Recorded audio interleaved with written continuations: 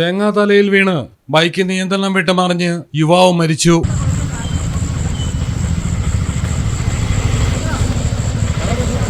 കൊച്ചിയിലാണ് അപകടം നടന്നത്.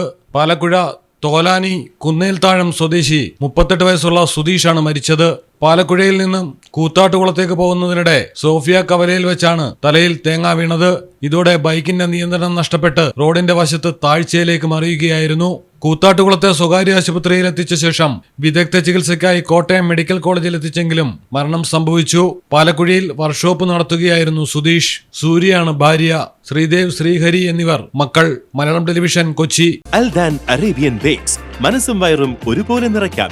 ഷുഗർകാർക്കായി ഷുഗർ ഫ്രീ ബ്രൗൺ കുബൂസും ലഭ്യമാണ്. കൂടാതെ bread, wheat bread, burger bun, സമൂൺ, chapati, parotta, cream bun, coconut bun, rusk, ഷവർമയ്ക്കായി ഉപയോഗിക്കുന്ന ചെറിയ ലെബനീസ് കുബൂസും ഇപ്പോൾ മാർക്കറ്റിൽ ലഭ്യമാണ്.